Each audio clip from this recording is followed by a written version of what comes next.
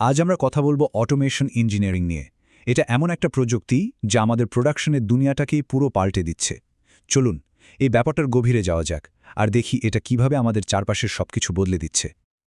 একবার ভাবুন তো, এমন একটা ফ্যাক্টরির কথা যেখানে কোনো মানুষই নেই।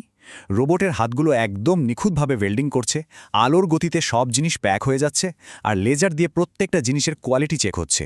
মানে সব কিছু চলছে নিজে নিজেই ২৪ ঘন্টা। এই যে অবিশ্বাস্য একটা দৃশ্য, এর পেছনের ম্যাজিকটা কি জানেন?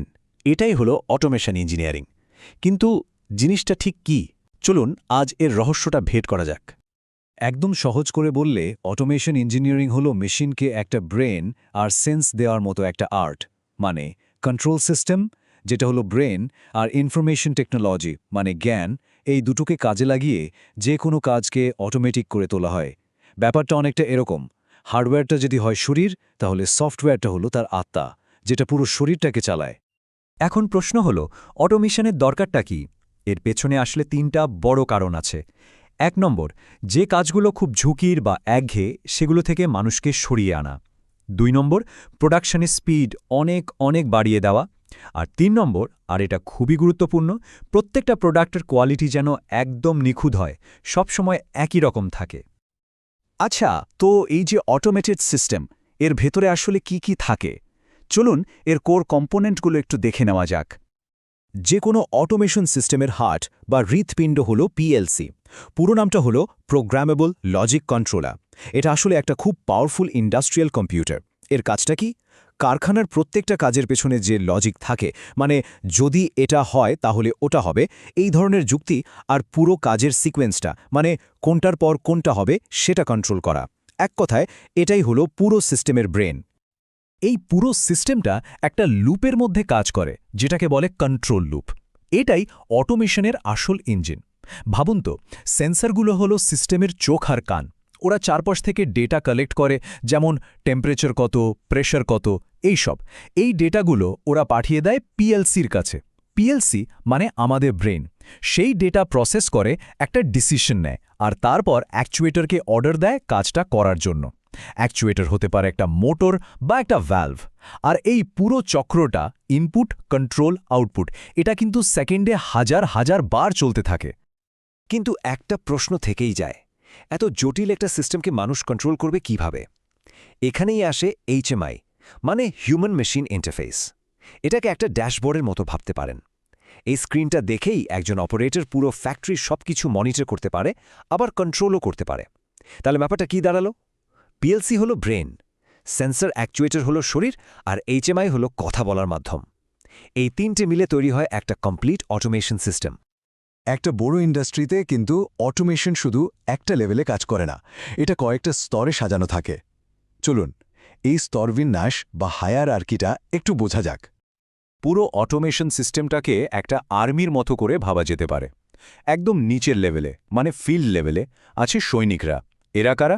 এরা হলো সেন্সর আর অ্যাকচুয়েটর, যারা সরাসরি মাঠে কাজ করছে, ডেটা কালেক্ট করছে। তার ঠিক ওপরে আছে কন্ট্রোল লেভেল। এখানে বসে আছে ফিল্ড কমান্ডার, মানে আমাদের পিএলসি বা ডিসিএস। ওরা সৈনিকদের থেকে পাওয়া তথ্য দেখে সঙ্গে সঙ্গে সিদ্ধান্ত নেয়। আর এই সব কিছুর ওপরে থাকে সুপারভাইজারি লেভেল। এই টপ লেভেলে, মানে সুপারভাইজারি লেভেলে বসে আছে জেনারেল। আর এই জেনারেল হলো স্ক্যাডা সিস্টেম। স্ক্যাডা কি করে? ও শুধু একজন ফিল্ড কমান্ডারের কাজ দেখে না, বরং পুরো আর্মি, মানে ফ্যাক্টরির সমস্ত পিএলসির কাজ একসাথে মনিটর করে। শুধু তাই নয়, স্ক্যাডার লম্বা সময় ডেটা অ্যানালাইসিস করে পুরো প্রোডাকশন প্রসেসটাকে আরও ভালো করার জন্য স্ট্র্যাটেজি ঠিক করে। অটোমেশন ইঞ্জিনিয়ারিংয়ে এই হায়ারআর্কিটা বোঝা কিন্তু খুবই জরুরি। তো এতক্ষণ আমরা বেসিকটা বুঝলাম। এখন চলুন অটোমেশনের আধুনিক যুগে, মানে ভবিষ্যতের দিকে একটু তাকানো যাক। আজকে কিন্তু অটোমেশন শুধু বড় বড় ফ্যাক্টরির ভেতরে আটকে নেই। এটা এখন সব জায়গায়। গাড়ির assembly line, food processing industry, power plant, এমনকি আমাদের নিজেদের বাড়ির স্মার্ট লাইট বা এসিতেও এর ছোঁয়া লেগেছে। সত্যি বলতে এর ব্যবহার এখন সর্বত্র। আর আমরা এখন এমন একটা সময় আছি যেটাকে বলা হচ্ছে ইন্ডাস্ট্রি 4.0 বা চতুর্থ শিল্প বিপ্লব। এখানে কি হচ্ছে? এখানে অটোমেশন হাত মিলিয়েছে ইন্টারনেট অফ থিংস বা আইওটি আর আর্টিফিশিয়াল ইন্টেলিজেন্স বা এআই এর সাথে। এর মানে হলো এখনকার সিস্টেমগুলো শুধু অর্ডার ফলো করে না, ওরা ডেটা থেকে শিখতে পারে।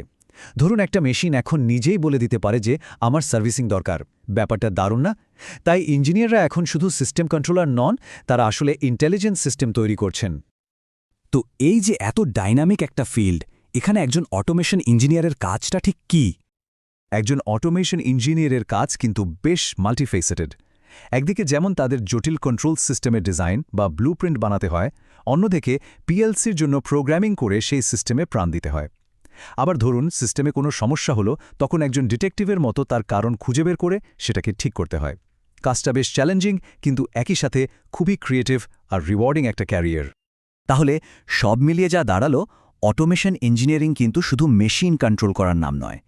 এটা আসলে দক্ষতা, নিরাপত্তা আর কোয়ালিটির সীমানাকে প্রতিনিয়ত চ্যালেঞ্জ করার একটা মিশন। আর এই মিশনে তাদের হাতিয়ার হলো পিএলসি, স্কাডা, সেন্সর আর অ্যাকচুয়েটরের মতো টুলস, যা দিয়ে পুরো শিল্প জগৎকে এক নতুন উচ্চতায় নিয়ে যাওয়া হচ্ছে। শেষ করার আগে একটা প্রশ্ন রেখে যাই, অটোমেশনের ভবিষ্যৎটা ঠিক কোন দিকে যাচ্ছে? ফিজিক্যাল কাজগুলো করার জন্য রোবোটিক্স বেশি গুরুত্বপূর্ণ হয়ে উঠবে, নাকি সিদ্ধান্ত নেওয়ার জন্য আর্টিফিশিয়াল ইন্টেলিজেন্স বা এআই ড্রাইভিং সিটে বসবে? ভাবার মতো একটা বিষয়, তাই না? হয়তো আসল উত্তরটা এই দুটোর কোনো এক দারুণ মিশ্রণের মধ্যেই লুকিয়ে আছে।